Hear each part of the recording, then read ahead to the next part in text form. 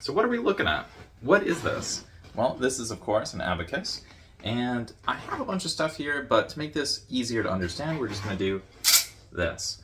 Now, if we have a population pyramid, it's not going to have a lot of these people at the top, but it's probably not going to be super equal. So, you know, it's going to be, I don't know, something more like that. I guess we could add a few of these guys. There we go. We've got our pyramid. Now, the problem with the future is that we're actually going to have a lot more like, should probably just do that. All of these people over here, except we're not really going to have these people, and we're not really going to have these people, and we're not really going to have these people. We're going to have so many old people. Of course, a few old people will still die, just like automatically. But we're going to have a pretty weird looking, you know, maybe if a few random people have kids by accident. But we're going to have a lot of old people, or people in the middle. And so what do we do about this? Well, we need to make a new pyramid.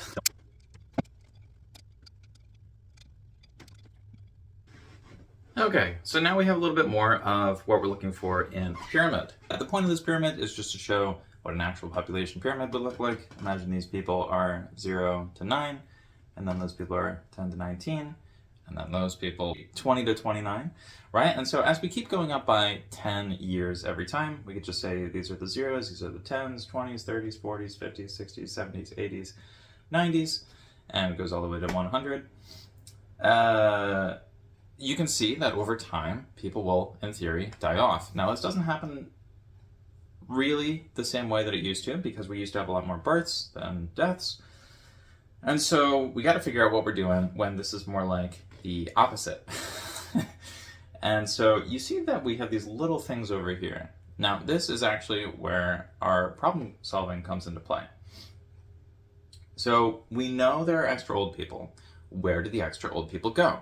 So in some countries, like the US, we will give people a pension, and then we'll just send them to another country. Now, we don't do this on purpose. This isn't technically the official policy, but there are a lot of Americans that they get old, and they go to a place like Panama, or I was going to say Puerto Rico, but I meant to say the Philippines. I don't know why we're just going with the P countries. But the point is that once people get old, sometimes the system doesn't know how to deal with it, and we just send the people to another place. Problem is, that's not really working anymore, because the whole world is getting old. So what do we do when the whole world is like these side things, right? Well, that's where things get interesting. All right, we've done it. We've saved society. We've moved everyone that's old away. Where are you moving them? If the other countries aren't accepting them, you're going to have to come up with your own new country. And that's where we get to the interesting part of this project. Okay, now we have 3 potential societies. Now what's unfortunate is this one is, of course, angled a bit weird because it's in the middle, and we just didn't know where to put everything, right? Okay, so if you have a situation more like this, you can have a country, theoretically, in the middle that has essentially all of the people we have in all the different societies, but an equal number, relatively. An equal number or distribution of those people.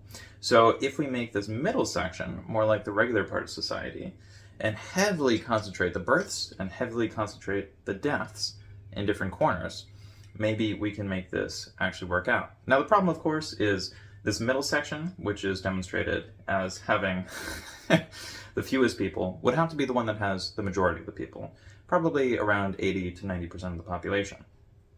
Now, the reason why you would still have these things in the corners is because we would still want to have a community where people have lots of births, and another community where people have lots of deaths.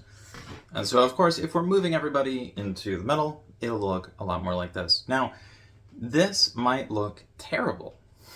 This might look absolutely horrible. Now, what we really need to focus on is the number of people all the way at the top and the number of people all the way at the bottom relative to the people in the middle. Now, in a system like this, where you're moving the very oldest people away and keeping the very youngest people in another corner as well, what you're able to do, which I think is very interesting, is you're able to consolidate this middle section.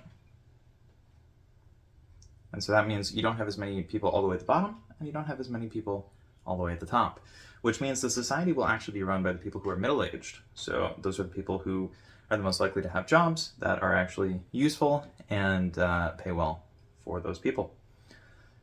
And those people are old enough to understand the world, but not young enough, or sorry, not old enough to just like hate the world, right? Or realize that they don't have much life left, so there's no real reason to hold on to everything. So all we're going to be doing is we're going to be maximizing the space in the middle, so those people know which policies to make and actually push them through.